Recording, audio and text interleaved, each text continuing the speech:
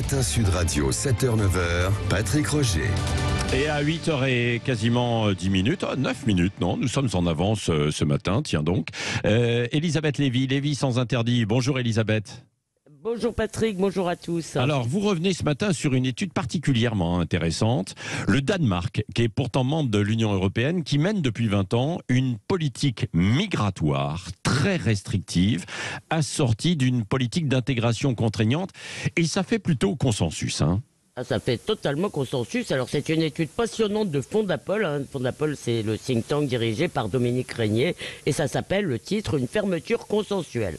Alors pourquoi ils ont pu faire ça au Danemark? Parce qu'après avoir rejeté le traité de Maastricht, ils ont obtenu des dérogations pour les affaires migratoires. Et là-dessus, ils décident souverainement. Alors dès la fin des années 90, comme chez nous d'ailleurs, l'immigration a nourri l'inquiétude car elle met en péril la cohésion nationale et l'État-providence, qui est très important là-bas. C'est vraiment le socle. Les Danois comprennent vite, plus vite que nous, qu'une société multiculturelle, c'est une société de la défiance. Et donc, à partir de 2001, le Parlement vote des lois très restrictives. D'abord pour les entrées et le regroupement familial. Les arrivants doivent être en mesure de subvenir rapidement à leurs besoins. Et puis, il y a une exigence d'intégration par la langue, par le travail, et aussi d'adhésion aux valeurs de la société, notamment pour la naturalisation. Et c'est matérialisé par un contrat entre la municipalité d'accueil et l'immigré. Et puis il faut aussi pour la naturalisation ne pas avoir été jamais condamné. Même à une peine avec sursis.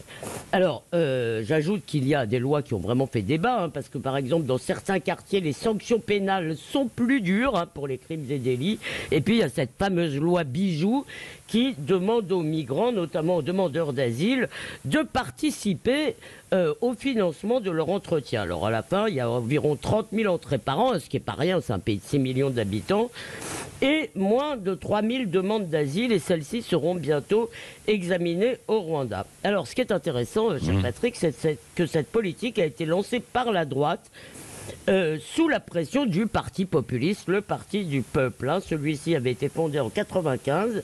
Il était à 21% en 2011. Et bien aujourd'hui, vous savez combien il fait? Non. 2,6%. C'est-à-dire qu'en quelque sorte, sa victoire idéologique a entraîné sa disparition. Pourquoi? Parce que la gauche a repris ses idées, ce qui a permis à la gauche de retrouver le pouvoir et le vote ouvrier. Oui. Que dire de notre politique migratoire par comparaison, Elisabeth Lévy, alors? Que notre belle gauche, qui se disait morale, a fait l'exact contraire de ce qu'on a fait au Danemark et de ce qu'il fallait faire.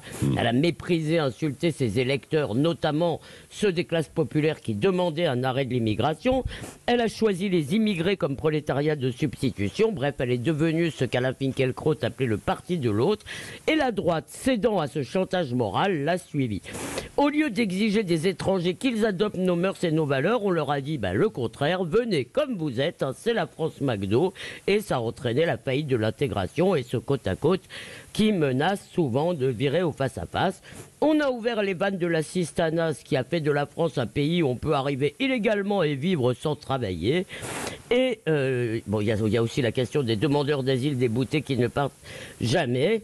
Et comme cet antifascisme d'opérette est devenu l'identité d'une grande partie de la classe politique, je dirais de Mélenchon à Chirac, c'est pas seulement la gauche, eh bien le résultat, c'est que le Front National puis le Rassemblement National est passé de 18% au premier tour de la présidentielle, au deuxième tour, de la présidentielle en 2002 à 41% en 2022. C'est une brillante opération.